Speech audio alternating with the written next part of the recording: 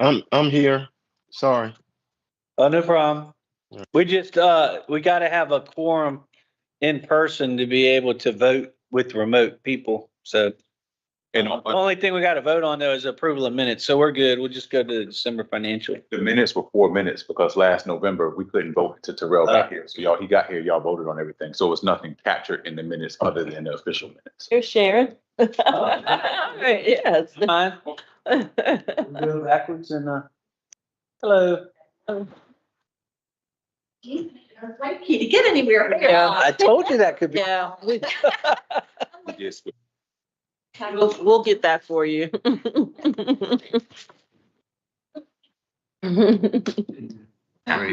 Yep. All right. Well, let's go backwards then. Did you get a chance to look at the minutes? You weren't even, we just needed you to be here so we could vote on the minutes. Really, honestly, I mean. Oh. So now we can vote, on get a motion. They're so moved. Last. Second, all in favor? Thank you. December financial package. So on the screen here is the key highlights slide. So for the 6 months ending December 31st, 2024, revenues are about $470,000 below budget on a budget of 40. This is driven by on the state fund, $1 million. This is timing of grant funded projects versus budget. I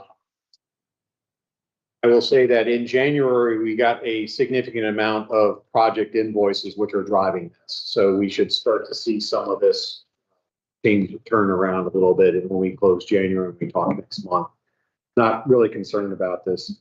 And then it's also unfavorable directly generated revenues funds, which is about 16,000 unfavorable. And this is due to unfavorable advertising set mostly by favorable interest income.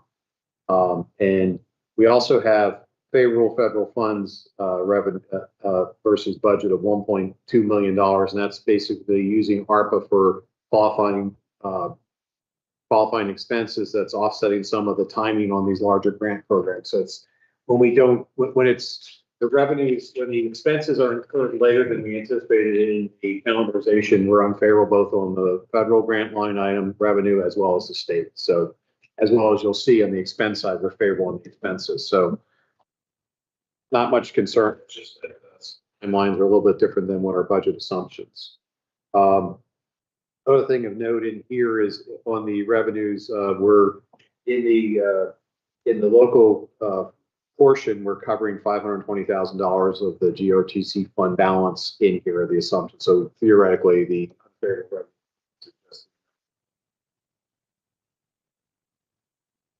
On the expense side, the operating expenditures are favorable to budget by 2.54 million to 2.524 million on a budget of 44.7 million. We have favorable labor, $430,000. This has been shrinking over the last couple of months, as you know, that we're also out there. We're starting to recruit towards higher amount of operators, so we have more direct operator pay in the form of trainees. We're using the ARPA funds to fund the trainees. Through December, we have about $330,000 of trainee wages and benefits and taxes in there. So the FTEs in G&A are lower than budget. So a good portion of the favorable labor is from the G&A side, being offset by the slight overage on the operators, which is being funded by ARPA. Services are favorable, 3.247 million. This is the planning consulting projects that are creating the unfavorable variance on the revenues for the state and federal. And utilities is slightly favorable at 26,000. Unfavorable insurance premium, $624,000. This is due to the booking for the consultant. So we did that in the month of November. The budgetary amount was 625,000. So half of 625 is 313. So that about 313 will come back with the calendarization of revenue offsetting it. And the Purchase transportation is $577,000 unfavorable versus budget. This is due to the higher demand in the GRTC programs for Care and Care Plus. Going down cumulatively for the 6 months, we have a surplus versus budget of 4.3 million. And on the bottom, you'll see that the balance sheet with the cash position between the operating account and the capital account is 7.6 million. So good stories there. Or I can go deeper if anyone wants to see the other, maybe the expense and the revenue for further clarification. Balance sheet, cash flow, and so forth. See, I'm good. I'm good. Those are good indicators and we're familiar with it. Yeah. So I'm going to go to the balance sheet. You can see here the balance sheet.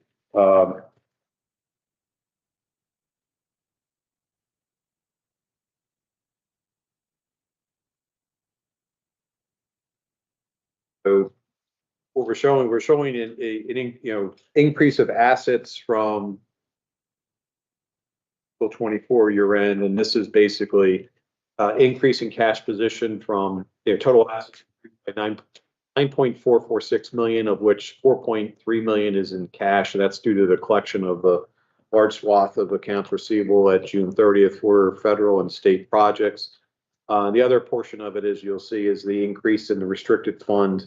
The other assets, the CBTA, is up $5.5 million, and that's basically due to the collections that we get monthly from CBTA. No concerns on the balance sheet.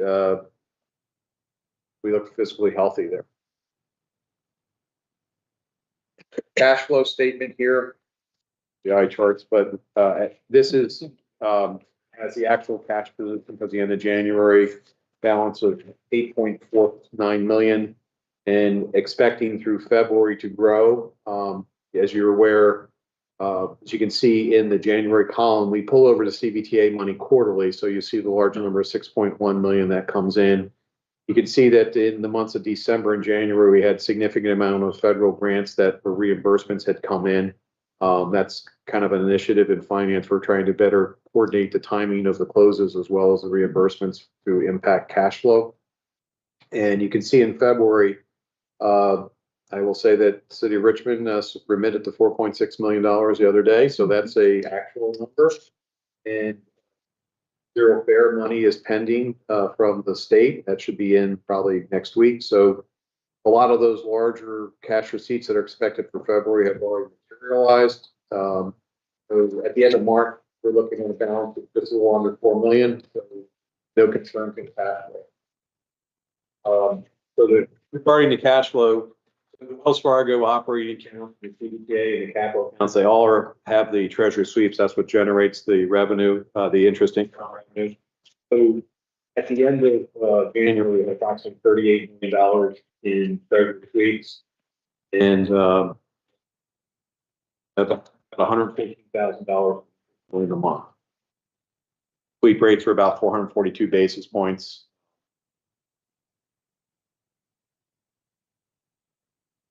Next slide is CBTA. We submitted to December 31st quarter report to CBTA at the February 15th deadline. As you can see here, the $2.8 million that we received for the month of December and January, that's an uptick, so that's increasing. So we feel pretty good about it. And you can see here the interest income from both the treasury sweep, $95,000 from the CBTA funds, and then the LGIP has funds invested as well. LGIP's returns are a little bit lower, a couple basis points lower, but all in all, any balance as of February 1st, and I use February 1st because that's when the sweep interest gets credited. So you can see that the $49 million was about 24.4 million in LGIP for investment, and 5 million is in Wells Fargo. So to put it in perspective, of this, we have one more quarter to take out of. $43 million is available for studies. So about $771,000 is available for studies, so that the balance of down here 48.645 million is available for futures, of which 6.38 is for the fourth quarter. So that leaves the balance for fiscal 26 funding and beyond already collected in the earned interest. And that's all I've got on the December financials. If there's And any, CVTA signed off on it? Good. this one is in draft, but Chet Parsons acknowledged receipt of December quarter. I believe the process is they're supposed to bring it to their finance committee for review. We really don't see much. I know that we submitted our annual one. Our due date is a little bit different than municipalities. Ours is December 1st. So we submitted that with the certification by Cheryl as well as that compliance was taken. And they voted on that last Okay. January. Okay. Think we're moving FY 2026 budget assumptions up. Is that correct? Have to do that so you can see it. Save your eyesight. I'll put it on the screen.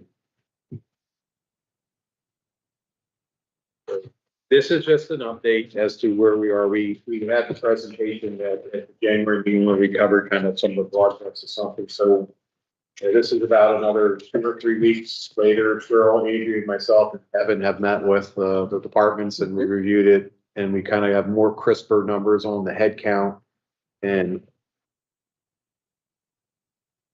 having the DRPT grant applications for both capital and operating grants submitted. So we've incorporated that information. So right now, as it stands, the operating revenue rolls up to about 108.7 million. Here, it still has the base operating contributions based upon the February 24 to December 24 CPIU number, which was 1.7. Folks may be aware that CPIU for January came out yesterday. It was hotter than expected. So if we would use the indice from February 24 to January, it would be 2.367% increase. And, if we roll the dice to February, I don't know, if you looked at the CPIU report, it's basically, as everybody did, shocker, cost of eggs and fuel. So we're halfway through February almost. Haven't righted themselves, so there may be another CPU adjustment that's higher. If we extrapolate it the same 0.65 change from December to January to February, it would be 3% February to February. But right now we've incorporated the 1.7, and I know we'd shared with Henrico earlier in November to factor in 3%, and we shared some additional information with the city of Richmond based upon the DRPT application. Share. So the number that's showing is without increase, and we think the increase is gonna be as much as 3%. 7% baked in here. Oh, yeah, 1.7, so another 1.3 is probably gonna end up on top of that. This goes to our coordination. We probably need to do it sooner than later, because when But we gotta make a decision quick because everybody's putting things into their budget right now and their budget's gonna be, it's not too late, but it's getting really close. yeah, that's why we determined we couldn't really wait for the Treasury Department to issue the February, because that wouldn't come till March 10th. And at that point, it's too late for people to adjust course. So Get the 3% ours, that's what's in ours, right? well, we can factor 3% in for everybody and communicate back out to Richmond.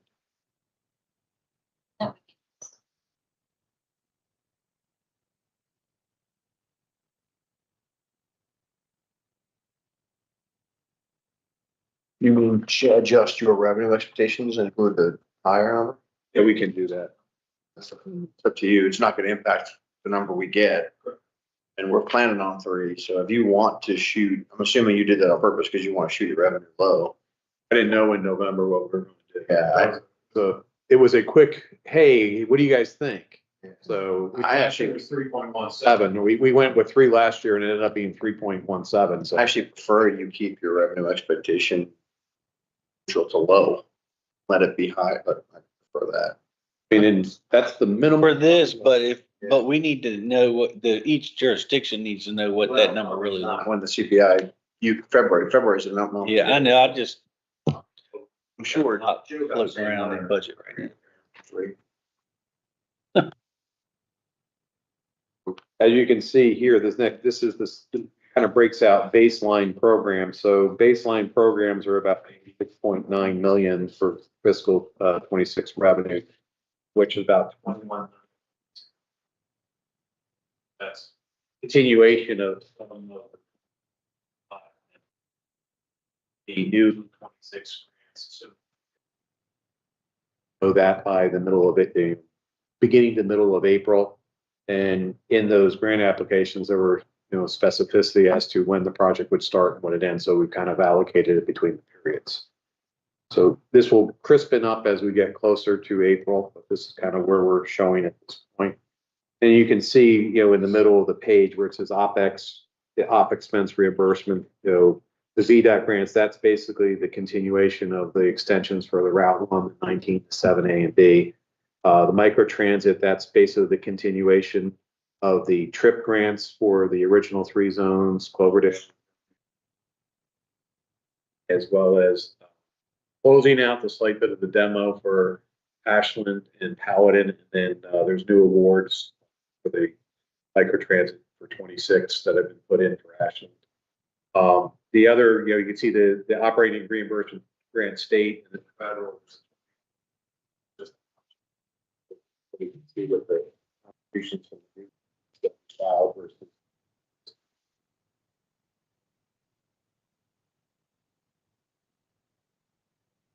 Virginia DRPT, the monthly operating, that's calculated based upon, and I put the operating assistance application with the state.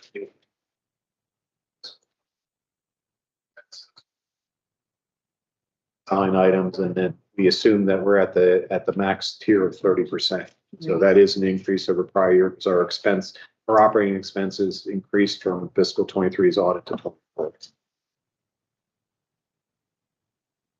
CVTA number 26234. We can have a discussion on that at another time as we get closer, but we assume 7% increase in the CVTA operating fund versus 23. As we go to the next few slides, Chris will need to.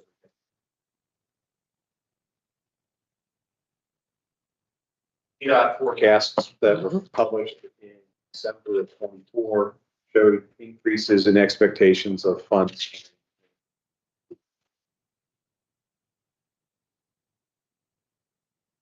And December's receipt was 2.8 million. So it's like 31 million comes in. So higher than the 26. That would mean that we're still putting some funds aside for expansion as defined in the regional public transportation plan, plus earning interest.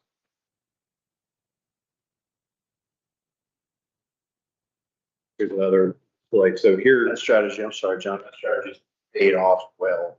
We should continue to do that because we all know the fares and.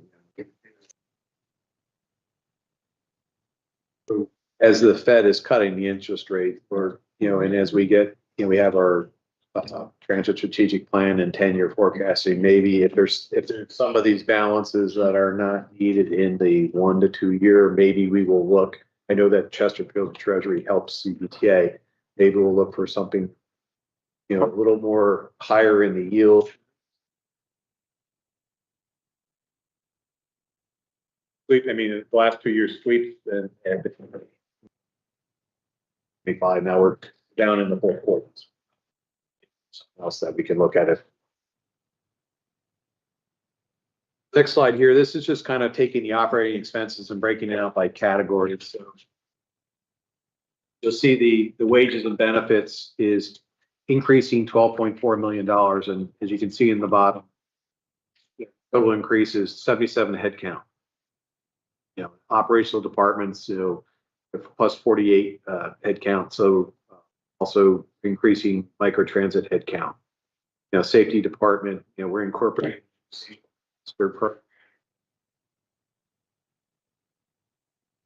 additional roles to sustain the operational growth as well as to fill some gaps as we prepare for ERP implementation. On the maintenance side, the SGR maintenance, you'll see $3.8 million. That's basically driven by $3 million increase in parts. That number, I looked at the number for that, taking December's expenditures and doubling them, and then adding a little like CPI inflation on that. The cost of parts are getting expensive. Catalytic converters, especially due to the rare metals in them. Services, the large increase in services is the paratransit, about $1.7 million increase. And as you can see, as we talked, we're about 577 payroll versus budget year to date. So it shows the increased revenue out. And also in this line item is the public safety office from Allegheny Universal Service.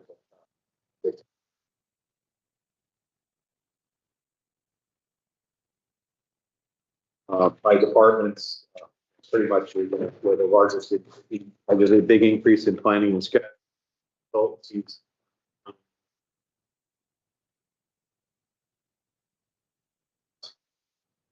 Last year it was like 5.85 million. So it's studies primarily the downtown transfer center, the north-south BRT. The next phase is the western extension on the BRT, as well as the west end park.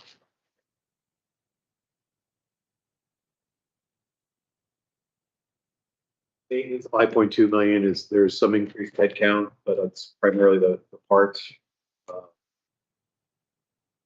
Safety insurance, I believe that's where the master program is. 50,000 in there. Benefits, as we shared, is 4.5% increase over the prior year. We think that should be going down because our claims history has gotten a lot better over the last, say, 6 months as it was viewing back the last 24. And as we're increasing headcount, our denominator is growing. So when they look at the, claims to the premiums, we're expanding the denominator. So that should be in our favor. So we put them on IT headcount related to ERP. Still working on this. And the item to note is that if you look at the revenue page at 108 million, we're at 117 million. So we have to kind of close that gap a little bit. So that's kind of the other couple budget, agenda items to come, as well as we need to finalize with the operating contribution. Finalize our CPA number.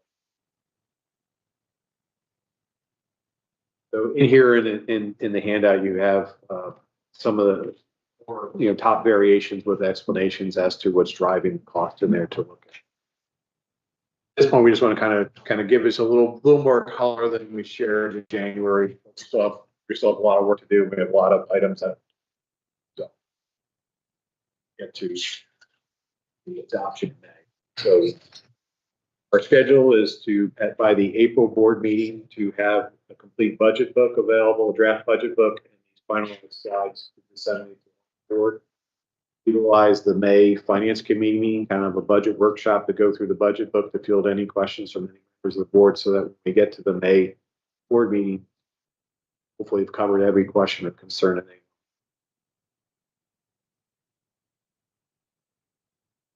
So here on the last slide in here just kind of shows the head count by the areas of where the positions that we're proposing.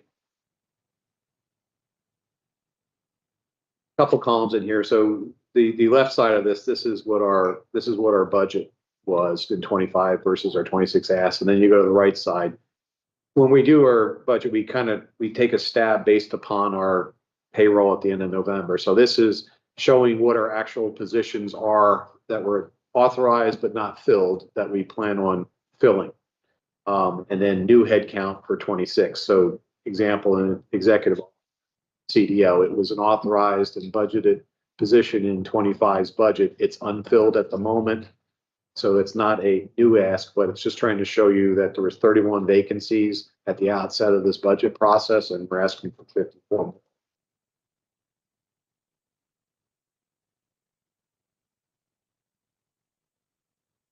How many drivers do we have full time? About 322 full-time. No, we couldn't break 250. Remember, that's, and I think we have 15 in training. So just to be clear, the goals of the budget includes 54 new positions.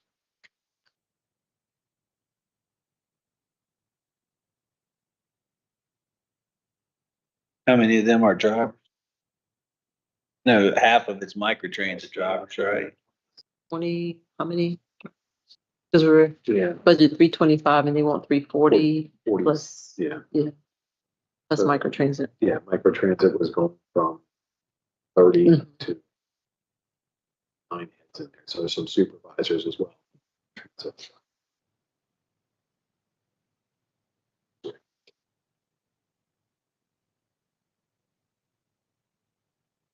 So there's a lot of these, like you can look in finance, we have 2 positions vacant. I'm adding 3 additional as we look at the need to get ready for ERP as well as reporting.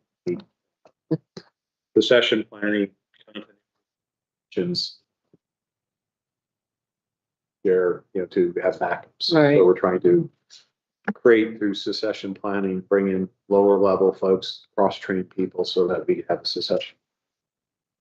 You have to get John some help. It scares me. We have newer help. We have 2 financial analysts starting next week, one next week and one the week after. So those are the 2 that are in the left column as authorized but not filled. So they're being filled. Your healthcare with Cigna, do you partner with anybody else, or is it just a separate standalone plan? Yes, in a Oh.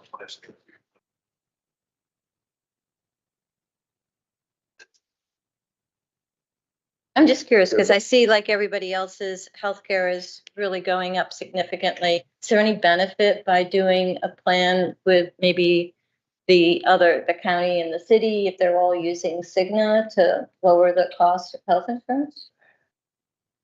Widens the base, the pool, so that, it takes out any volatility. The issues that we saw that we had coming out of COVID.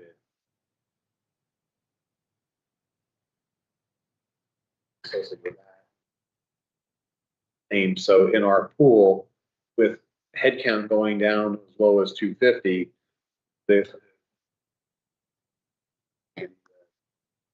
Cigna and these folks they have a metric of 85% of claims to premiums bucket. So we were as high as. We have kind of righted the ship. The last, let's say, 6 months have been favorable. Cheryl and I were looking at Cheryl wanted a 2, I wanted 0 to a rebate. We didn't get that, but we're at like 77%. 6.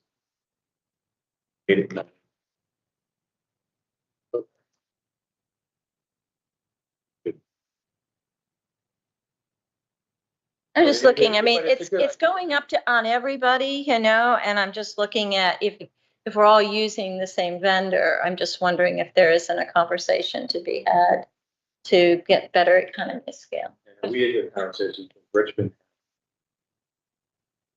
Richmond is self-insured, we're fully insured. Yeah. So there's a little bit of The differences. difference, yeah. But the pooling insurance is embedded in ours, where if you're self-insured, Richmond's probably holding that policy. So what usually happens in these negotiations, they start at 20. Last year, we ended up at 7.5. We started at 20. To me, that's the funny, how much of the premium. We started at 8 this year. But that's, something, we can. We're looking into. We tried asking about, 'cause a lot of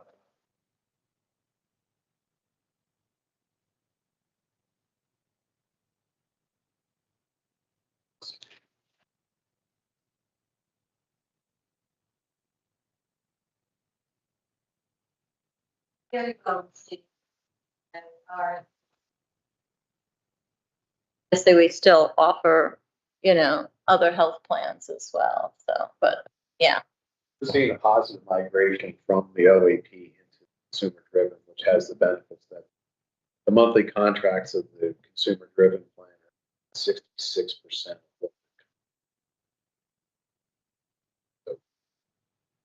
That helps. And it allows us so that, and one of the reasons we're getting the operators in, it's zero premium share for the employee only, consumer driven. So that's bringing the operators in. You can make the claim, hey, you're getting free medical insurance from us, plus we'll fund you 2,400 HSA.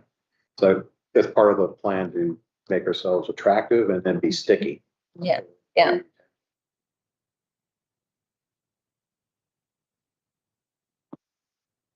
Any other questions? One note, just to, talked about the VCU. It was a 6-year, 3-year base with a 3-year renewal, and this is our last year for the VCU contract. So, just to let you also know that the contract in its year 6 was projected to be about $2 million in the actual agreement. But that changed because during COVID, basically swiped operations and reduced them. So we changed it with it and they came with a new number. We are going to reach out back to them and negotiate. We were trying to go back to the original contract increase that would have been back. We need that, but we also need to make sure they don't back out completely. Right? So other of note in here along that line. So right in here about the middle where this little is, there's $5.6 million in there that's zero fair grant match. Right now, it's not assigned. And even with the sign continuity of the VCU at 1.2 million. So those are in 6.8 million zero fair coverage, 1.2 allocated VCU and the other 6. We don't have a partner for at this time. Not for lack of trying, but no. My theory on that, it shouldn't be, it's hard to put something in a revenue expectation that we have no basis to expect. And all that's gonna happen if we put it in the revenue expectation and we need it, is we're just gonna pull out a reserve for it. It's gonna put us in a bad spot long term. Does, absolutely. My opinion is always that we should never put anything in the revenue column that doesn't have an expectation of funding. Now, if we have a strong expectation that sponsorship is gonna cover that, then leave it there. But if we don't, I don't think we should count. My opinion. So this is an iterative process. So now the next couple they get the light has stuff.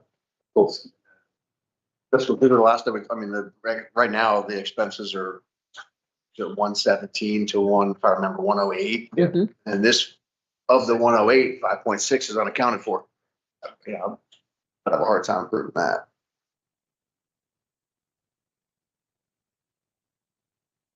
Did you say you made a motion for localities to go up? But that's a good point. I think the localities have been clear that that's not where we're going to get it from. Richmond has been really clear they don't want to go up on they're already at 9.6, 9.4 next year in the budget. I think we just, It goes at 4.4. Yeah.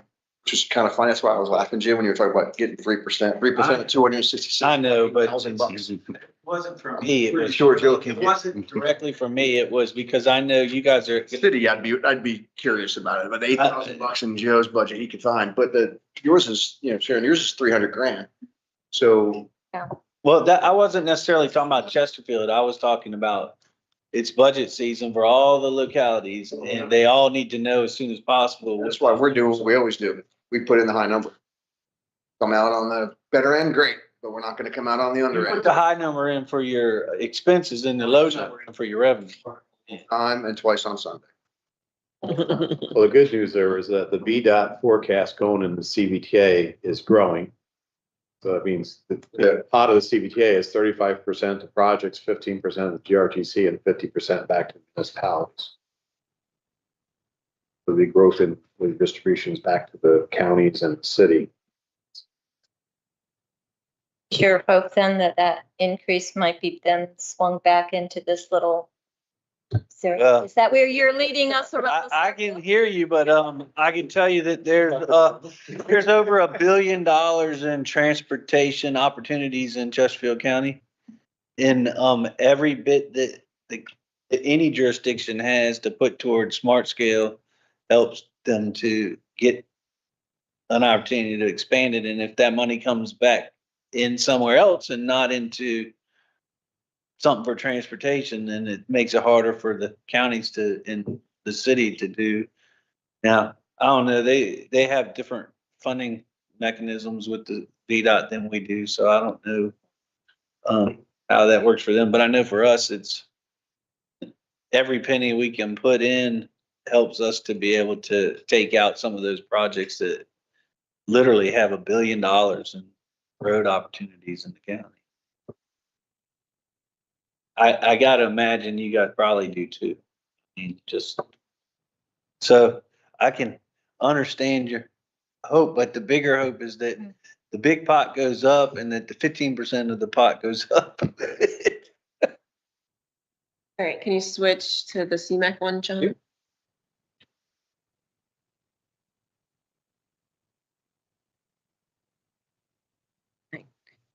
As usual, we are trying to bring in different sources to bring whatever revenue to offset using whether it's CVTA or any of the reserves.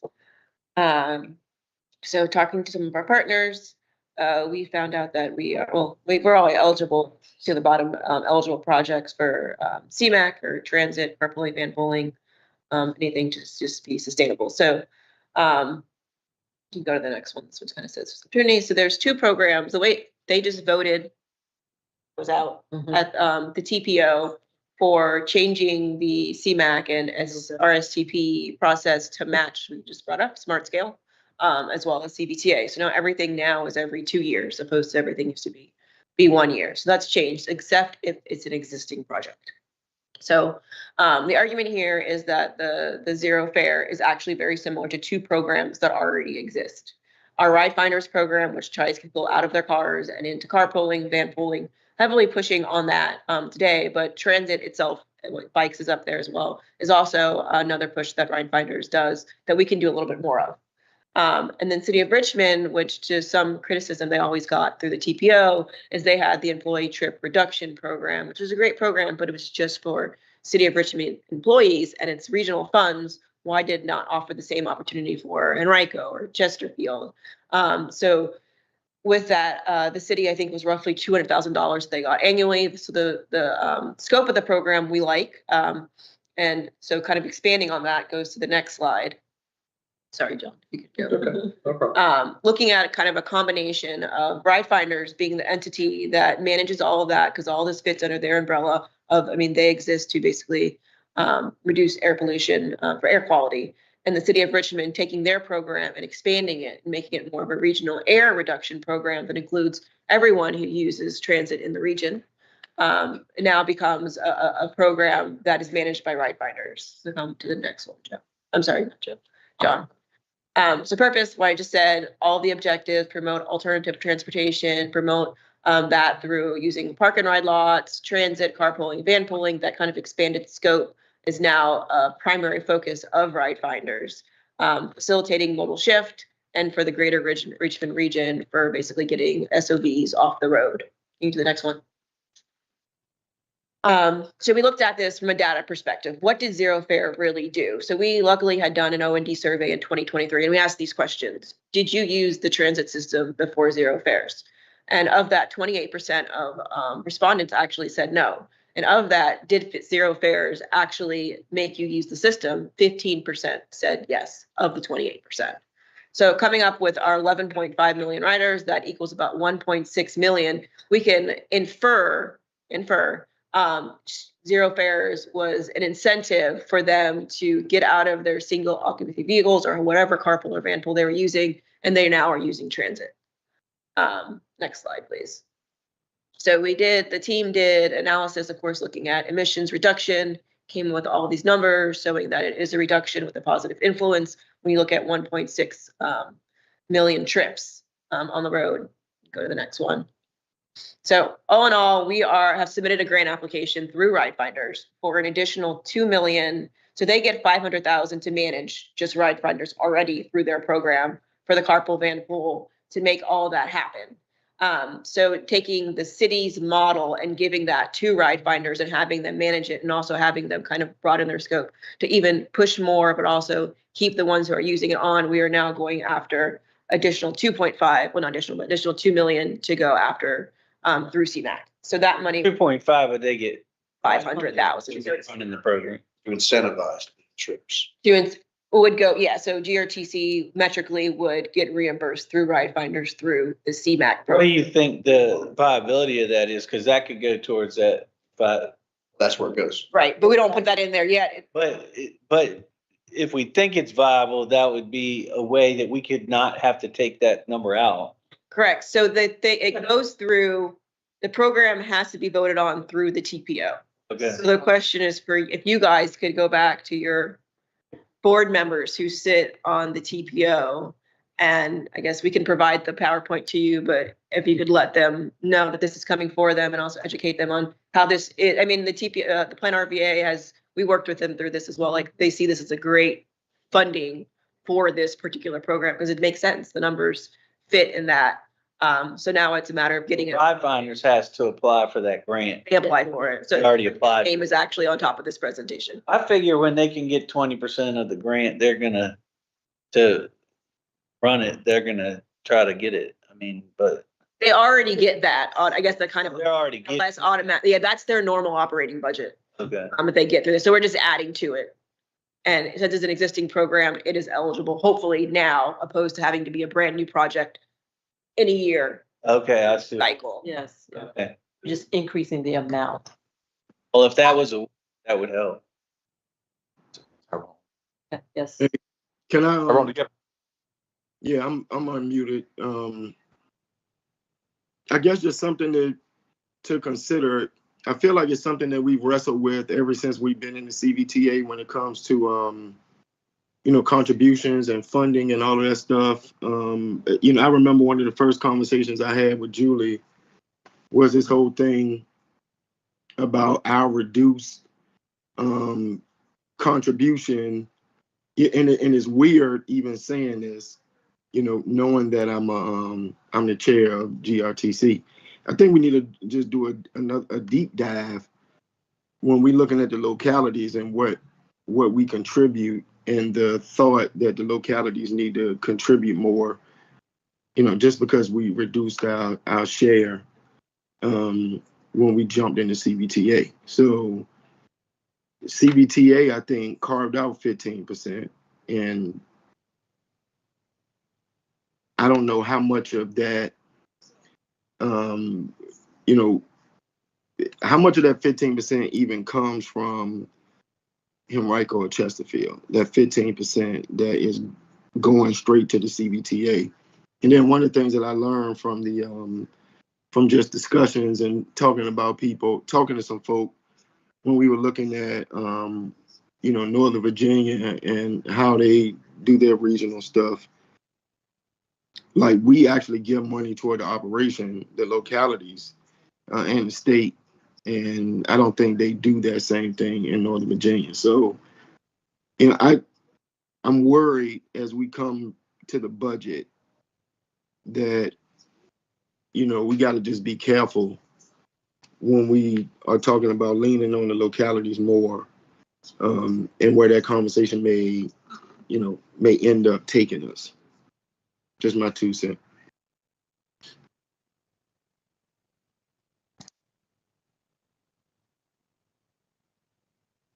Now, this is not coming from the locale. I mean, No, this wouldn't. I think he was rewinding. Yeah. I mentioned a minute ago that we have to close the revenue gap or the expense gap. Yeah. But I wouldn't, unless the new city of Richmond rep feels different than the old city of Richmond rep, the jurisdictions, I don't think they're gonna get in the year and write a check.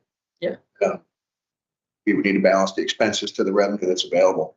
And I think we all want to fill the 5.6 million in revenue through grants and sponsorships in creative ways like you're showing right now. Because this is the way to do Yep, that's that, not on additional checks And I certainly don't want to get to the end of the year and have to pull out that, I mean, I just photographic memory, but it's like 49 million sitting in the CBTA fund still to be pulled, right? And I know your budget has 24 to 26 million of CBTA money, and we know it's going to be 31 and a half. And I don't want it to come from there. Right. I don't think we should be like, well, we'll just cover free fares because we're gonna have a $4.5 million surplus. That's not the way to operate for the long term either. So I think that's what Mr. Mills was saying. We have to find it in the ways that you're clearly right. This is a good path It's a toward, great start right here. yeah, this is a good path and it's a good percentage of what we're short. So No doubt, no doubt. these are the creative ways we need to keep moving forward. And I mean, at Plan RVA today, it was discussed that we need to find more businesses that understand and want to participate. That's really, I mean, that's imperative to the big picture. And you guys signed that letter of support for them to do the basically study of the region for businesses. So we're hoping, we're doing a lot of parallel efforts and we're hoping that would be eventually the gap that between the 2.5, if we can continue partnerships with The two, because two VCU and maybe some revenue. We've gotten some good, VCU's money's already in unless you can get from 1.2 to 2. If you can get from 1.2 to 2, then that's almost $1 million that we're looking for. So, I admire the effort. yeah, I mean, That's Steve. just don't let the 1.2 go away fighting for the 2. Yeah, Just be careful about that. we did research what they have out there, to be honest with you, already out there for their other service. And they are paying about 4 million annually for the service they already have today. And we're providing great service. And we increased the frequency on the pulse that they're. I'm not saying you shouldn't do what you're doing. You are. You're doing what you need to do. We just need to be mindful that in the end, VCU really needs to see us pulling off some other funds besides them to. Right. But we see it as a business partnership, not necessarily just for the zero fare, because they were already had that partnership. But our advertising program is definitely building traction. We've got some good partners. I know she got some advertisements on the bus. Right. Some injury law firm, a bunch of other ones are coming in. They're actually going out now that the city has done their franchise agreement to bring in more revenue. If we start getting sued by them or something, That's the first thing I get that off the bus. I'm just saying. Very cool. We don't want to advertise for somebody to come after us on our own bus. Yep, but they're gonna do it anyway. Man. Yes, I totally agree with you. Feeling guilty? No, not at all. When they see that, it puts things in their mind. Like literally, I had somebody that I tapped their bumper. There was no injuries, no damage, no nothing. The driver didn't even report it to their insurance. And 2 months later, the 2 passengers did it as injuries to them, even though there was no other reports, because even the driver said there was nothing that happened. And come to find out that talking to insurance people, they said that there had been a bus accident in Baltimore and there was like 40 something people on the bus and 108 people showed up at the hospital to get service for the accident they were in. Used to have that until we got cameras. Now we don't have that issue. No. I'm just saying, Yeah. when people see that and then they see something happen and they, oh my gosh, Yeah, no, that's No, there. it's That's out there. Well, let Scudder share his power.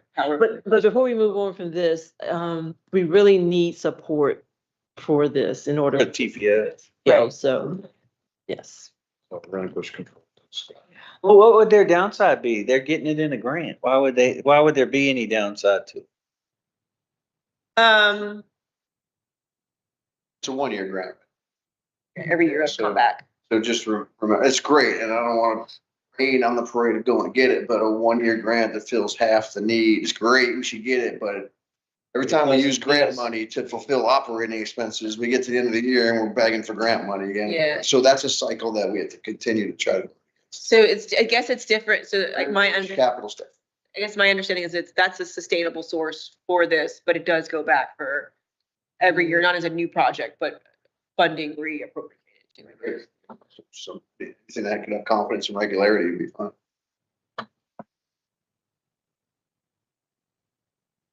Sorry, Scudder, if you could share yours. Oh, I'm sorry. There was so much crosstalk. I didn't know. You were teeing me up. So we're on the additional revenue discussion and he's. We are. Yes. All right. Let me share screen. Okay. You all see that now? Now, yes. Yes. Okay, good. So pivoting off of the conversation we had back in September at your retreat, couple of things that came out of that was a high degree of interest in looking at a TNC sales slash trip tax as a possible revenue source. We also, based on starting to research that tax, came and ended up working with the Northern Virginia Transportation Commission, who handles a lot of transit funding issues in Northern Virginia, because they had explored that tax and found they had been exploring a range of funding opportunities because Northern Virginia transit agencies are also facing similar fiscal challenges. So based on that, we've also we're going to bring you some details on additional funding sources using some of their methodologies, and some discussion of the potential local contributions related to regional routes, and having a jurisdictional discussion on that topic tomorrow. I think you all talked a little bit already about the zero fare sustainability, and Adrian can speak a little bit to the capital match local needs we'll get to later. But just as a reminder, when we were talking back in that September retreat, we're looking at a funding gap of around $27 million by 2030 and about $35 million by 2034. So this is just the same bar chart I showed you previously about that gap between expected revenues and costs. The green line is just the baseline to continue running what you have on the street today, and then the blue line, the expansion of service that you have of some of the things that are in the transit strategic plan, such as the new Route 92 on the orbital route on Parham, the North-South BRT, and other things. And of course, then the bars are the expected revenues, and the difference there is that gap, which is about goes up to about $35 million there in 2034. So a number of you seemed interested in the idea of a TNC tax, transportation network company, Uber, Lyft, those sorts of guys. Some pros to that possibility. It's a relatively simple implementation, honestly, for TNCs. They can geofence a territory and they can apply a tax. They've done it in lots of other places around the country. The experience in other communities is that demand is relatively inelastic. DC implemented a 1% tax to TNCs many years ago. In 2018, they upped that from 1% to 6%, and they saw basically no impact on the level of demand with that increase from 1% to 5% or 1% to 6%. And there is a fairly clear nexus with transportation congestion and transit need, as I'll get to in a second. Most TNC taxi and transit trips are happening in the denser parts of the region where transit serves. And I'm sure many of you have experienced the challenge of, in busy parts of downtown, TNCs actually getting in the way of traffic. The cons are this kind of tax does not exist in Virginia today. Uber, Lyft, and others got themselves basically written out of almost every regulation possible back when they started setting up shop years ago. So it would require some new administrative hurdles. It would require General Assembly action to allow anyone in the state to implement this kind of tax at whatever level you could think about doing it. And in talking to various partners, many of them noted there would likely be heavy, well-funded opposition from the industry against this because they are well known for fighting tooth and nail. So just a quick note, in doing the forecasting of potential revenue, we used a similar methodology, again, that the Northern Virginia Transportation Commission used in trying to estimate what they could achieve in their jurisdictions.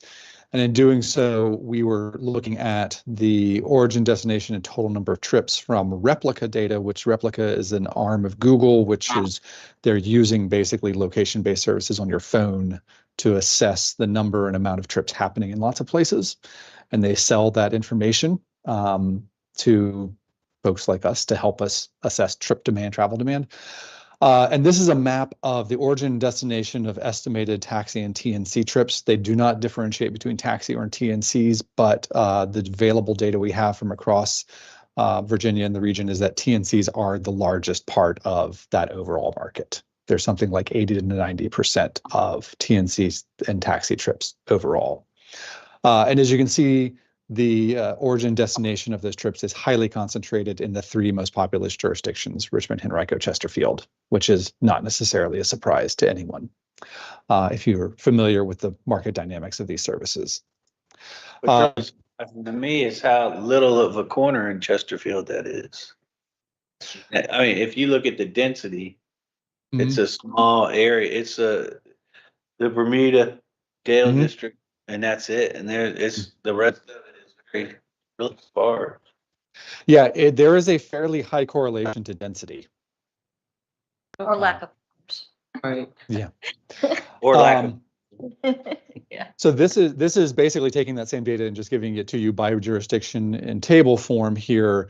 About 97% of taxi TNC trips based on this replica data set are happening in those three jurisdictions, with a plurality in the city of Richmond, about 46% in Richmond, 38% in Henrico, and about 13% in Chesterfield. So yeah, you do see substantially lower levels in Chesterfield relative to the other jurisdictions. But much lower in any of the other jurisdictions in the CVTA region.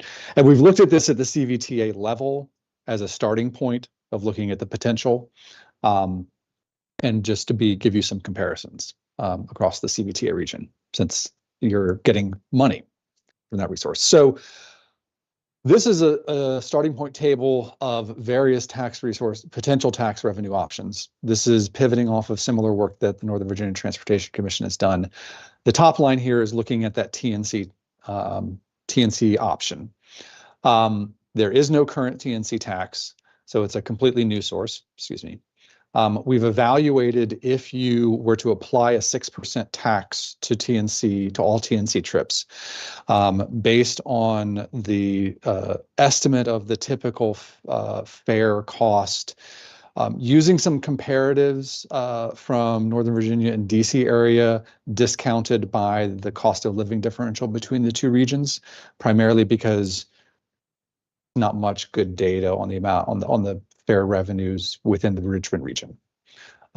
So these, I would say for the TNC tax level, this is a very ballpark level of estimate, but it is at least giving you some general idea that between $1.2 and $1.7 million a year is about how much you could achieve by applying a 6% tax rate to TNC trips in the entire CVTA region.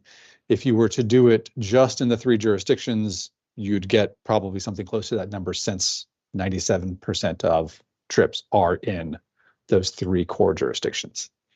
We used 6% because that is the total overall sales tax rate for retail sales and use tax in the region. You could, discuss different levels, but this gives you a sense of what 6% could achieve. In addition to that, we did some estimates on other things that would be conceivable. Again, pivoting off of the work NVTC has done, because these are other taxes and fees that are commonly used for transit or transportation funding in various jurisdictions or regions in Virginia. A vehicle registration fee, if you added $1 to the annual vehicle registration fee in the entire CVTA region, you could estimate you could achieve about $1 million a year in additional revenue. Retail sales and use tax. The current rate is, of course, 6% when you count the various state, local, and then the CVTA 0.7% that applies in the region now. If there was a 0.1% addition to that, you could achieve something around $24 to $27 million a year. That's the increment, which is similar to what you get from the CVTA tax today, going just to GRTC. That's the full amount of a 0.1%. Your 15% cut of the 0.7% is, of course, about a 0.1% of the current CVTA level. When you do that math of 15% of 0.7, it's about 0.1% effectively.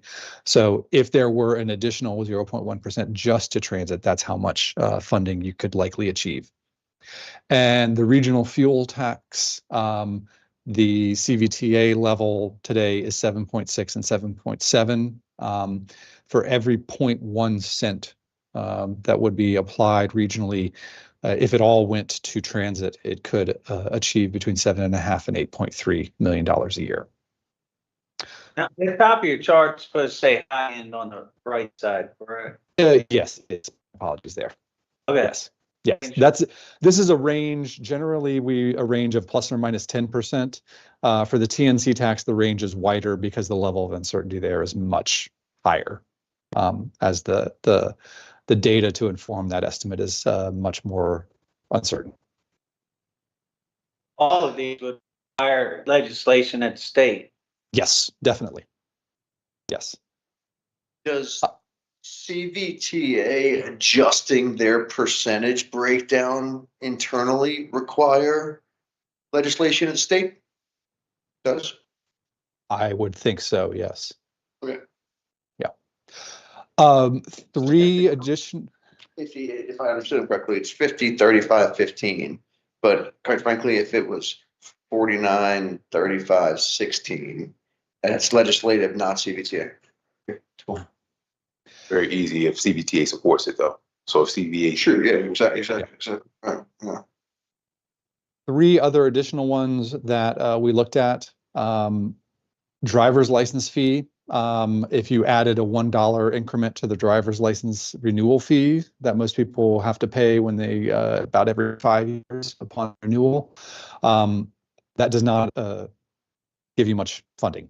It's less than 100,000. Vehicle sales tax, if you applied a 0.1% increment to the vehicle sales tax, that could achieve around $3.5 to $4.5 million. And then a hotel occupancy tax, which is what the Hampton Roads region, or one of the tax revenues Hampton Roads region applied to transit.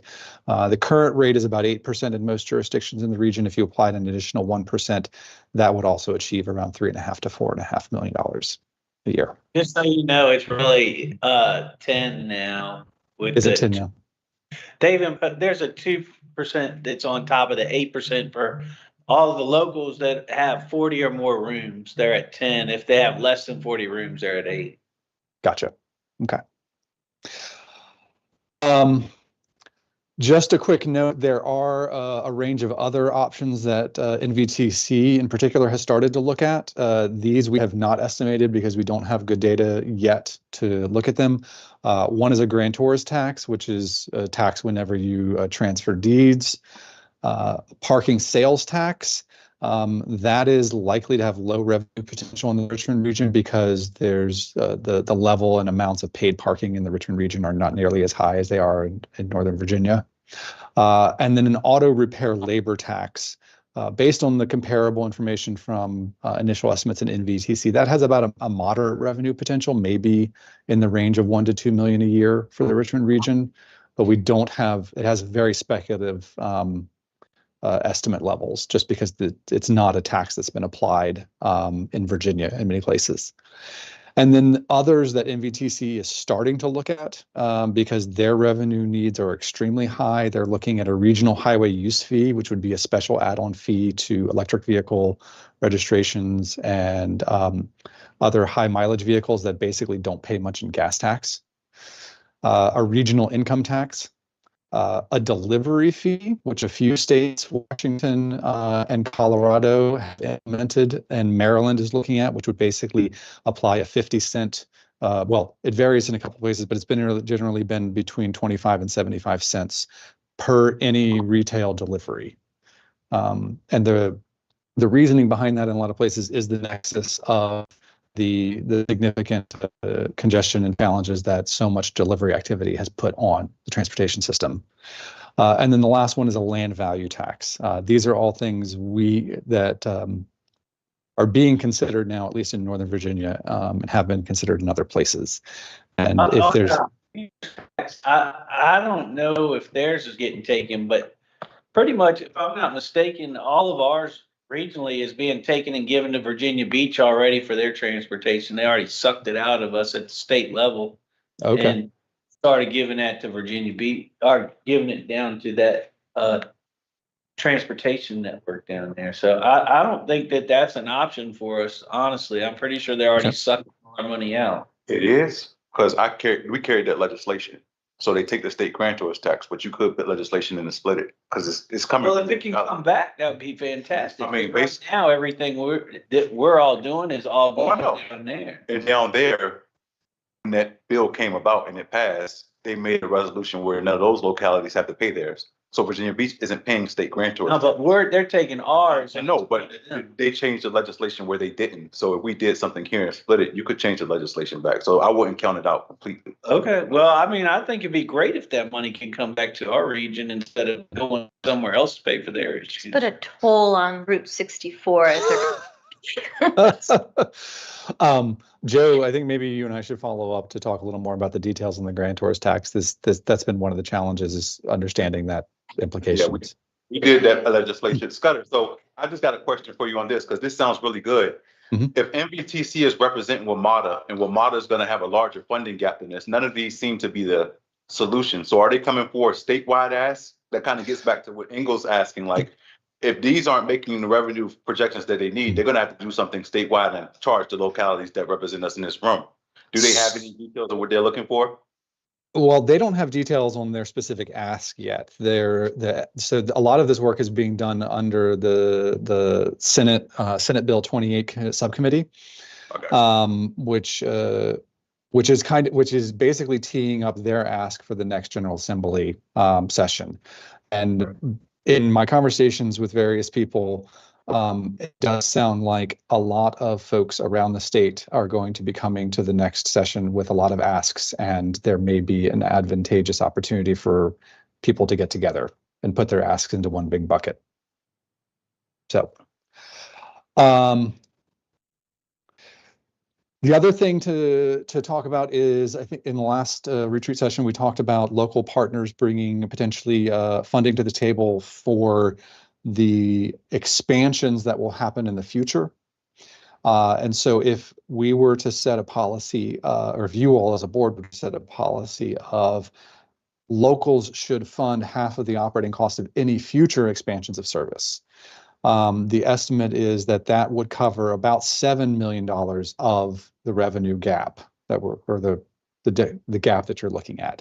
When we look out to FY 2030, of course, the FY 2030 gap's 35 million, so that starts to cover some of it.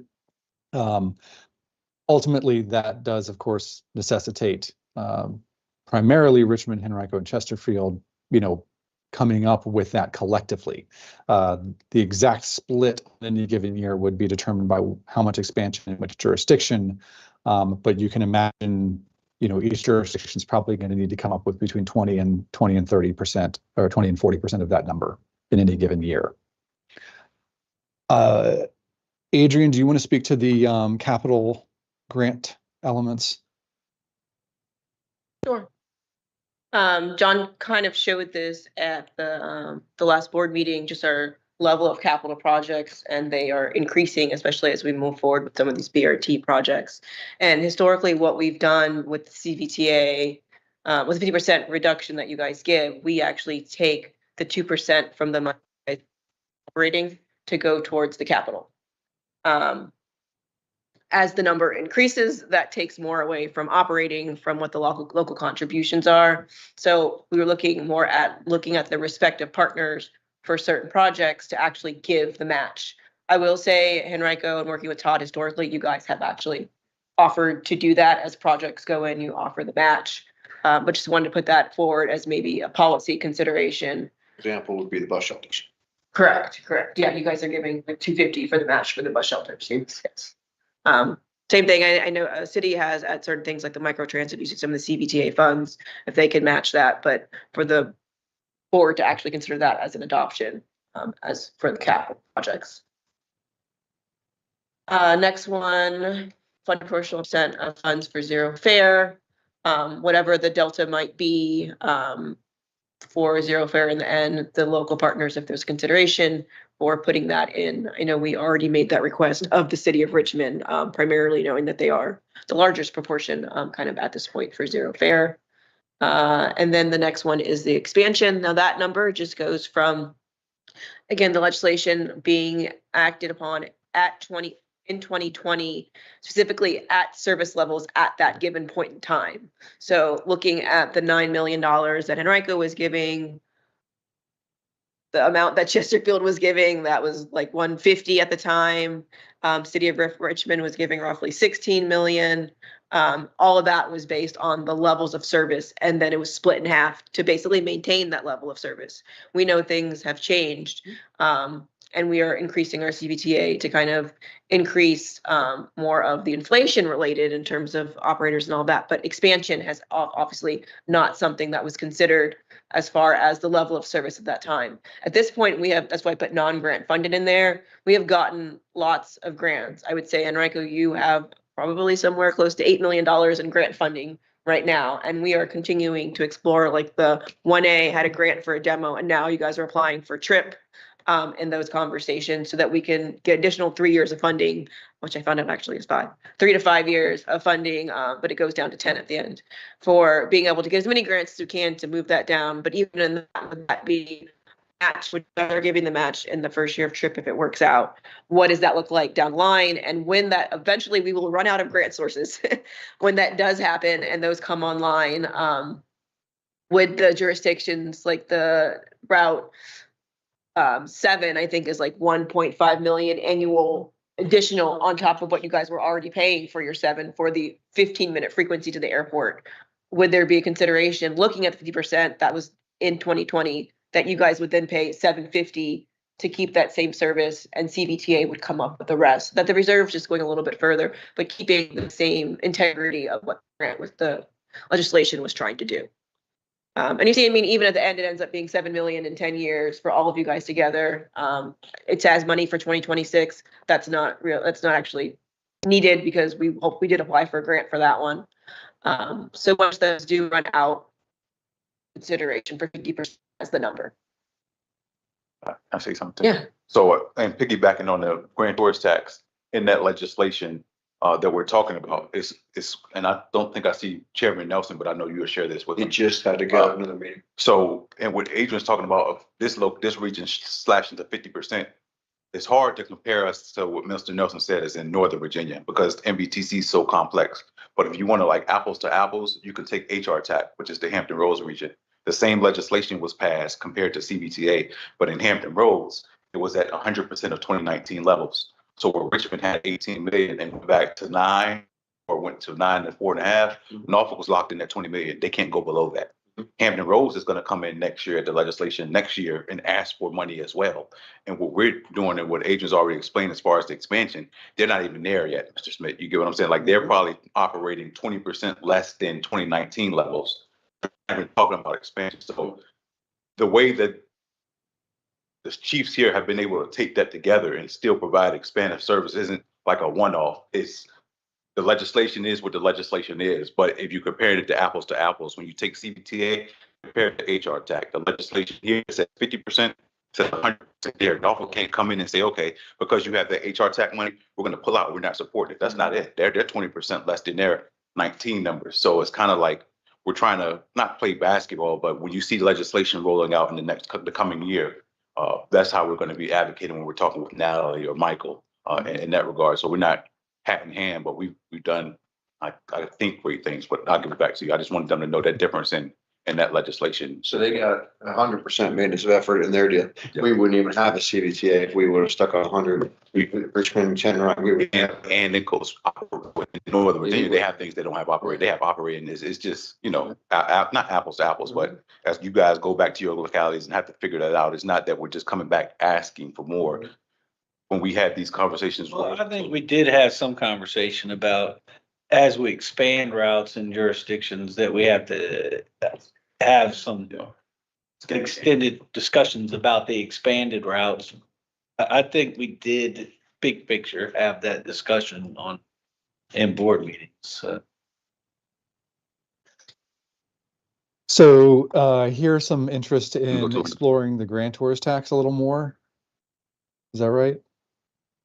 Was that Scudder? Well, As, I'd love to get grantors look, if we could get the grantors tax to come back here, we're already all giving it up anyways. So the grants, Come back here, that would be something that, so if you split the grantor's tax out back to the locality, it'd be like what Scudder presented with a million and 1.1. The statewide grantor's tax came in at 20 million. So for CBTA, the political baton that was passed off was Hampton Roads would support the creation of CBTA through legislation if they will allow the grantor's tax to come down in Hampton Roads. That was the trade-off at the General Assembly. So if we went back and you all wanted to advocate, I wouldn't say just give us our region back.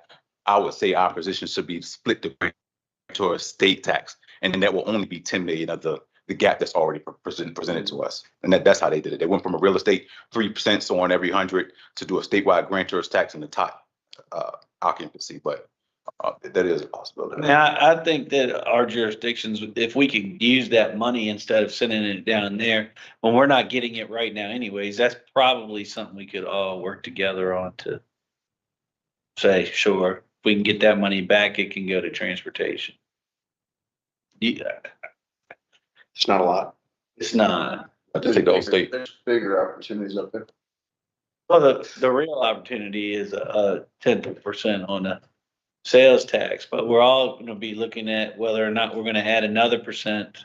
If it goes through and Youngkin signs it, we're all gonna be looking at whether we're gonna add another percent in our each jurisdiction for funding schools. So, that's gonna be a big deal, but I would say that if that's the case, you don't wanna keep going to the well on that. Like, it's too late now to get that 1/10% right now, but if they had allowed you to do 1.1, where 1% would go to schools and 1/10 would go to transportation, then that would have made a lot more sense to do it one time.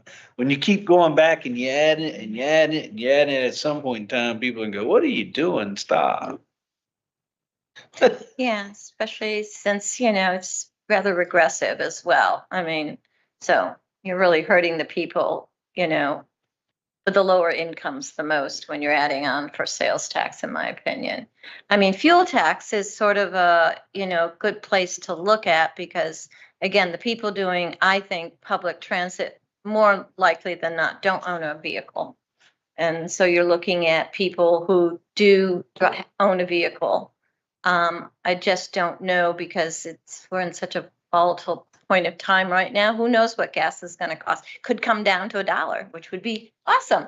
But I don't know. If it did, it would make it easier to add Yeah, 5/10. exactly. Five something in. But that's locked in too. Isn't that locked in, Scudder? The what? Their fuel tax. So it's Right locked in. now it is, that's gonna take, state, everything on Yeah, there. I think Yeah. legislation is like Hey, like- 299. It can't go below $3 per gallon for collection of real estate tax. So even if it went down to $1 by legislation right now, it wouldn't even be impactful. You would still be paying it based on the 299 rate. Really? Was Chris Jones that was introduced about 2 or 3 years. I can get that legislation to you too. Interesting. On the tax side of But it. they wanted a guarantee of a baseline. Regardless, Yes. understood, but still not very consumer friendly. The other thing to note in particular is the fuels tax. There's some Without the taxes. Yeah. Yeah, I agree. Go ahead, Scott. Joe's right. There's some legislation to try to make sure that you can keep the same revenue level, but there is long-term concern, of course, with the rise of electric vehicles that gas fuel revenues long-term are really going to go down. Sales tax is cyclical, but it tends to rise overall with inflation and economic growth pretty consistently, as opposed to fuels tax. The TNC tax is also again, a fairly volatile, probably. relatively speaking, compared to a more broad-based, sales and use tax. And Having the, you're gonna have against Uber and Lyft is probably gonna, like, you gotta do the math on the fight versus the outcome, and I'm not sure that fight versus the outcome is worth yeah, is the juice worth the squeeze there? it. You gotta use up political capital, and you gotta use it where you're gonna get the best return. Using it for that is not the place you wanna spend your time. Like, it's not enough revenue. Yeah.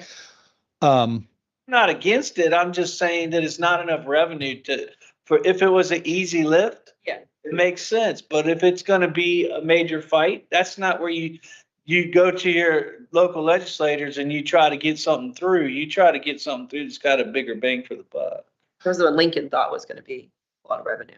Yeah, see, So, I mean, the one other thing to keep in mind when you're thinking about the political capital of this, of course, is, the potential to join hands with others around the state to ask for some of the same things. Because it does seem like lots of different regions, I believe Charlottesville included, may be coming to the state next year for various transportation and transit revenue sources. So it may be an opportunity to talk with your compatriots in some of those regions to find out what they are going to be focused on, because it's probably easier to have that focus on one or two things. All right, it would be a VML and Baco. So WMATA, what he's saying isn't like far-fetched. WMATA, Hampton Roads, they're waiting for people to come to the table. It's not like they're trying to play keep away. They just want to know what everyone wants. And then it should be one transit omnibus bill that goes in under Abigail Spanberg's administration. So that's all we have. I think at this point, we can do a little more research on the grantors tax situation and potential for revenue there. Are any of these other ones that we haven't estimated at this point of any interest in doing additional research? I think you just gotta look at how much time you're gonna put in for the revenue that you might get, and start eliminating the stuff that's not gonna bring in a ton. Just because we can't get it all, and we gotta focus somewhere. We need to focus on things that are gonna have a bigger bang. I mean, the political support will be important. I mean, kind of looking at you guys to give us some policy direction. When you're meeting tomorrow with staff from all three jurisdictions to kind of figure out what is the path to really kind of dive into all of these things presented. Revisiting CBTA, changing the CBTA. So That's where I'd start. Here's everything I heard. Jim's right. There's been a lot of asks. I'm not going to go in and even ask for a change in tax right now. Joe's right that collaborative would help. My opinion is we just went there and we just got the CVTA thing through, and the CVTA is spitting out dollars and making incredible impacts. And I think our best chance is to just adjust that flow. By my opinion, I've just one human being's opinion is 50, 35, 15. That would be the revenue place I'd look. I know we're talking about revenue right now, but I'll flip back and say that last year's expense budget was 92, 90 what? 90,370,000. 90 million, and this one's what? I'd fix that in a minute. This is my business. In a minute. That's it's $27 million in 1 year. It's 30%. It's a 30% bump in expenses in 1 year. But the 21 million of that is the grants, and a lot of that's studies. Fantastic. And use it for studies and use it for things like that. Stop using it for operating so we don't have those, those issues. But Those are one time. They're one time, it's like, If that's one time expenses, then that's fine. you're not extending your operating from 90 to. no, look at those. Measure those. Then measure those. You want to look at big one item tickets. You have the ambassador program. You got the armed security. Right. Million for that. $1 million. You got 2 million between the two of them, most likely, and about 771 in a month. So 1.7 for those two programs. Yeah. There's about a $3 million increase in parts. It's crazy. And then you've got, 30%, if I remember when I saw the thing. then we're bringing on more operators. And if you recall, our top wage rate what, 2 years ago it was $21. It's $32.91 now. Here we did that, and we needed to do it, or else we'd be 100 hours short. Well, we wouldn't be talking breaking 300. We'd still be trying to get over 250. Expectations said, when we got here and CVTA started pumping money in, it was real easy to start talking about expansion, start talking about quicker lines in 15 minutes and all those cool things. The expectation setting is, okay, maybe we're there, and you have to guard against having a revenue shortfall. And how you guard against that is if you have to slow down the expansion ideas, you slow down the expansion ideas. But look, the service we're providing today, the routes, the number of drivers, the quality of service, the buses that we've got, the maintenance team, which I'd put up against the best in the country. The improvements in 2 years have been astronomically monumental, and we're paying for it, right? Budgets are balanced. Driver count, to John's point, is at an all-time high. Slow the projects down. We're gonna have less consulting expenses and also gonna have less state and federal revenue. That's a zero. That's a net sum game of zero. That's exactly right. So it doesn't cut into the shortfall. The shortfall is a function that the increases in the operating contributions by the CPI, let's do the math. It's not keeping up. 9.1 to the first or the second one, and then 3.1. We literally took a 50% increase in the top wage rate. Right. At the contracts. 68% of our costs are human capital related. Sure.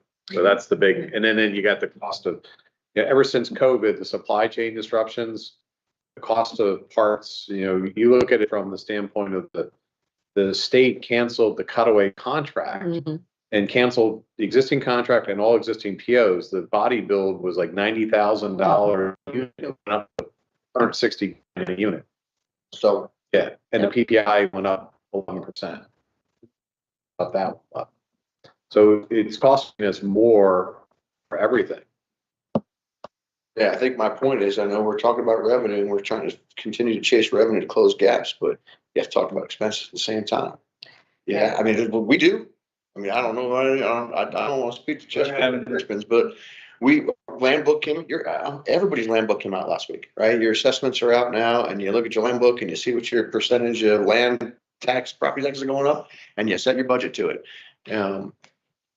But expense side is key as well, as important as that, because none of those things we talked about are guaranteed, and none of them are to borrow. Right? I mean, any of those is at least a year from now, January, right? And then at least a July 1, 26 before we see it. And then let's face it, same with CVTA, at least 3 to 6 months from there, from when it gets enacted to when you actually see revenue. So you're looking at January 1, 27 for the best of those capability, in my opinion, right? You got to go legislative for all of them. That's what it's going to take. And that's if you get it through the first year. So you can keep doing that, which we should, but we also have to make sure we're measuring expenses on the side. I do want to say, I mean, the majority of service that we've had, the maintenance of service goes towards paying for service in the city of Richmond. So, I mean, and Reverend Nelson asked the question, what is the amount that Henrico is giving towards CVTA towards a 15%? It's roughly $9 million Through CVTA. through CVTA. Chesterfield's very similar to that. So if you're looking at 9 and then the maintenance efforts at 4.4, it's 13.4. That would be considered to be the bucket. Right, that's what we're paying out of general fund plus the CVTA money. Coming direct from the jurisdiction, if you add those two together. If you put them together, yeah. But again, a lot of that goes towards the city of Richmond. So the point of that being like, As it should. as you got, so as we don't expand, we're talking about not expanding in the counties. That's why I'm not a supporter of, like, if you expand in one spot, that spot has to pay for it. This was never created as an individualism effort. Like, this is, if the city needs expansion and that's where the people need the transportation, then that's where it should go. And that's where this organization should put it. The ones that I've supported have been Route 1. Why have I supported Route 1? Well, because we're going to put a $300 million arena there with 18,000 seats. And I don't want 9,000 cars. I don't want people on the bus. Yeah. It's tax. Sure. And that's part of the goal. But that's if Chesterfield Lego plant, and I mean, I'm speaking way out of Well, school. I can tell you right now, I was telling you that something like that, a huge economic development that you know a lot about, huge economic development project. That's what this group, well, I can tell you right now, I'm trying to figure out how to get, and I've talked to the businesses over there in Meadowville Technology Park, trying to figure out how to get them to fund a bus route between themselves to our shuttle route to go to, all they gotta do is go to Bright Point. Everybody can get to Bright Point. They only gotta go the last 4 miles, three, expansion of the pole south. but Yeah, I Just need Yeah. that 3 or 4 miles so everybody can get their people to work. It's good, making good money, so all of us yeah. do better from it. And I think that's the point, if we're trying to help businesses get the employers that they need, and sometimes it's difficult for those employees to get there, then that's what public transit is trying to do, right? So, I can assure you, I've been trying to figure out how to get that last few miles Yeah. out of it. And I've tried to convince the businesses, but the businesses so far have been reluctant because they're afraid if they help pay in that the employees that are riding, going to another business will have a conversation. Oh, we need somebody over here, and they're going to start plucking their people from, like, I'm like, if you're a good employer and you're taking care of your people they're not gonna jump for that. They're gonna be happy that you found a way for them to get to work. yeah, But that's been some part of the, yeah. And Hard part Petersburg of is getting gonna have people to that work same together. issue. I mean, when the casino opens up in when does this come aboard? April? well, Petersburg already has their own bus though. Right, And but they'll run that bus to the casino It's May. downtown. Option it's not, only, finalized by the April He's- meeting to just get. I will make you bet it's gonna be a broader. But they could ride GRTC down to, right now, most of the time, people are coming from Petersburg to Richmond.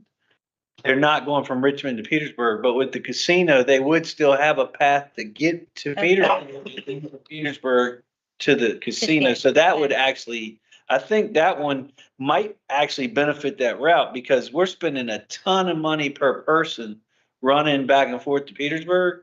And if we have more people going down and coming back up, Yeah, it would be Going more it- the, then it might actually bring the cost per person to make those trips down significantly. sounds like which you have would an help. empty bus going back. Yeah, Yeah, it might actually help. yeah. So I think the casino part is got a good plan, but to Dan's point, every time we bring in somebody that has a significant number of employees, like Lego's gonna have 1,761 employees. You need to make sure that anything like that is connected to a way for people to use public transportation Having them pay for without, it. well, I don't think. I'm not saying, big picture, there has to be a way to make sure that we get them connected. Hopefully, we can get the businesses to pay for the. They'd be on the list for sponsorships, just like VCU is. Like, I'm gonna bring your people to your business and I'd like for you to be. But we gotta have a way to Remember, that's finish that last deals come to. miles and with outside of microtransit. Just don't buy land in Chesterfield and come to town by saying, when you get here, we're gonna charge you to run a bus line to you. That's not how we sign those deals. That's not how they work. It goes the other way. We pay them to do those things. They're not gonna listen. We can't recruit. Chesterfield didn't win Lego or the other huge one you just had. I forget what it was, sorry. Well, Commonwealth Fusion You system. don't win that by saying, when you get here, remember, you're gonna Tax you. plus $1 million a year to run a bus. Those deals don't get cut like that. But they haven't, there's no deal at all to get that transportation to them right now. One way or the other, but it has to be figured because it's not. Commonwealth Fusion system is not that far from the bus route. It's less than a mile from the bus route. So that's an easier one to figure out. We can get sidewalks down there and possibly they'll run their own van for people that they might need there. But the Lego one is there because there's a lot of other stuff over there that's also, I mean, there's probably going to be 2,500 jobs over the next several years coming into that same area. And we got to find a way to connect people there with transportation that's somehow connected to public transportation in some way, shape. I mean, a lot of it's like Lego. They assumed that there was transportation. Like we met with them a few times. They assumed like other places that they are, there's usually a established transportation network. And they came and it was like, nope, sorry. And we're like, it's not going to work. And it's too expensive to bring a bus out there because there's nothing in between. And so it's got a on-demand model, but they have a lot of turnover or they have a little shift at work and it's not going to match what they needed in terms of like a carpool or van pool. But I guess that goes back to the point of like, Well, I want all those businesses to work together yeah, to run their own van pool from Bright Point down to it, but pool it together so that you have a van full, not a van running for, okay, well, 3 people came in, we're gonna just run a van for 3 people. Like, we need to keep it going back and forth. What does it go back to? What'd you say? that you guys are growing in Henrico County, Chesterfield County, and people want to live there, but transportation is an infrastructure that helps with the economic development and pulling in there and saying we're not going to expand. If that's the way to kind of cut back on the expenses, we're hurting the region, I feel like. So, and if the businesses aren't going to pay for it and we can't afford it, but we want them to come, how, I know it's. Just placed your finger correctly on the crux. The answer isn't just keeps building budgets that don't match. Oh, no. So we can't do that either. That's irresponsible. So you're correct. That is exactly the problem to solve. And the question would be, well, what other expense avenues can you cut? John's clear and parts are going up, like human capital is going up. And if it's projects and expansion, how then do you continue to look at the routes that aren't performing? How do you cut those back? I mean, there's gotta be, you must have a list of routes and there's, I don't care which ones they are, there's gotta be bottom and there has to be. Probably the one in Petersburg is the one that hurts the most, but I think we gotta keep that route, especially as the casino comes. Sometimes, yeah, sometimes certainly the ones you have to keep, you gotta keep. But that is the crux. It's a very difficult position to be in now because you have goals for expansion that cost money. And you have goals to maintain the expansion that's around that cost money, but you can't close the revenue gap. And you're asking the jurisdictions to fund the money, which is going to be a very difficult task. And I'm only speaking for Jamaica, but I don't think Chesterfield's going to come up. Our difference is going to be a lot smaller than Richmond and Henrico's, but Richmond's investment's 9 point something million right now. But if we would Then put in 12, Happen. not going to happen. So stop talking about it. It's not going to Don't work. have the money. That's exactly what Joe was saying. How do we work legislation to figure out how to close revenue gaps? Yeah, and so you are supporting the CBTA avenue of I'm supporting all anything that works, right? That's a smart thing. any of those are free game. I mean, I will say that the model you're explaining is the model that GRTC has always been. So pre-CBTA, City of Richmond never gave us any more money. And to be honest with you, I came here from the City of Richmond they decided to cut the budget for $1 million just because they felt like it, even though we still had the same amount of service and inflation never gave the same. Chesterfield and Henrico County have always paid per mile with a depreciation amount with it. And so they have actually matched basically what's going on with the economy at the time for that. But they've increased because of the fact that like in 2019, you guys were at 9.5 million because you had expanded Route 19. Chesterfield, on the other hand, has continued to reduce service historically. They had their 82, their 81, and their that's it. Was there another one? They cut the 81. I still have the 82. That was sad because people are actually using it. The city not giving us more money, we had to cut service. But this is an area that people actually use, like you see during COVID, people still rode the bus. They need it, and the area is growing. So just throwing that back out there, it's not something we've always had to cut service. And that's just not a good model if we want to have a strong transit region and have all that behind it, which we'll explore these. But I'm just saying that we have done that before and we don't want to go back to having to do that when there is a need. Strong, sir. We want it, but if you can't close the gap, you can't have it. Right? I mean, we still have to run a business. So at the end of the day, that's why $5.6 million on the revenue line scares me. I would never put $5.6 million on a revenue line in a budget if I didn't know where it was going to come from. I just today looked at my budget for my other job and want everything to be conservative. You want everything to be high on I think inexpensive. So the desire, I think, is shared. How do you get there there's a gap. And you have to mitigate one or the other, but what you can't do is plow into a budget season. I wouldn't be supportive of going, that's why I asked you when this was, in April or May, when we get March, I guess, April, May. April, right? Be presented in April. The third week of April, so that we can. May. Draft books. They're gonna ask. And we sat here a year ago and we did we know when the tiers come. And if I remember, it was like 27 or 27, 28. We knew that that would be the time. So I'm glad we're still talking about it now in 25. Could it be appetite as a business leader? Is it appetite? And I'm going to say this as a unicorn. Let me grab your pen so you don't throw this at me. There are opportunities that, like you said, the businesses, I'm realistic, that they're not going to pay $1 million. I think they should start standing up. I think that should be our target. We've been talking about it for a year. Just like you said, we can't attract them by saying, you're going to come here and pay $1 million, right? But we're excluded from certain conversations, and I'm not calling this out. So like the Diamond District, Mrs. Ebert, they have put in a Virginia housing request for tax credits, right? And the way you score in your tax credits have all these different pots, right? One of them is, what does it do for the environment? One of them is, what does it do for transit? Do you have bus stops?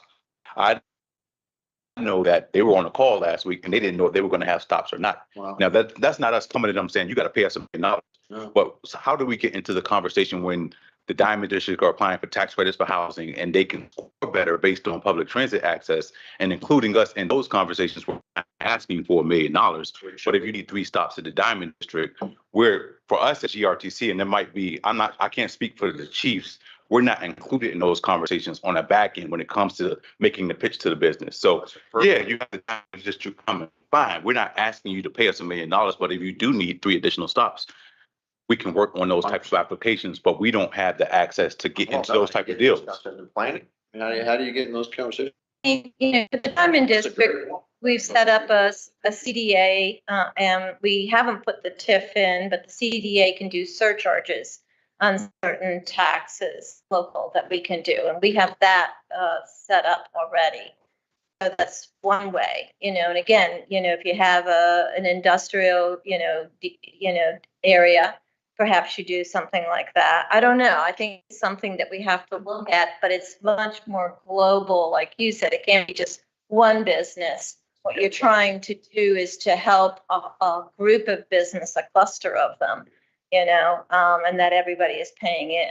It's not, and I don't think we make it a requirement, right? But if you guys are talking to Lego and these different ones, pinching it to Cheryl, like, hey, I want you to talk to our trainers, because it might be opportunities that they can receive more money in other avenues and help us in the same token, rather than, well, we don't know what stops are in the Diamond District. Well, how many do you need?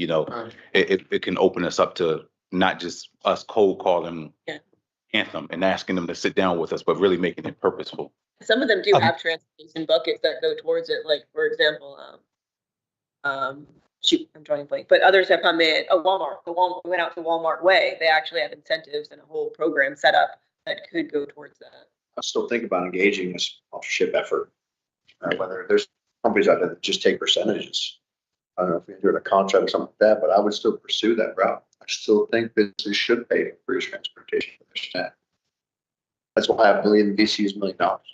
Now, Yeah, what we've been doing recently with some of our performance grants that we do use for an incentive is we also build in some requirements to those performance grants. In all of our affordable housing performance grants, we tell the developers you have to set up a capital reserve. And, we're going to base that on the number of units you have. And we want you to make that capital reserve investment by year 15 so that your property isn't, going, in the wrong direction. So there's, you give with this hand, but you also ask a little with that hand. That's a great point. All of it. Yeah. I have to speak at a police graduation, so I don't want to hear. Yeah, that's it. Any other business? All right, we're adjourned. Now, I did take down that, Mr.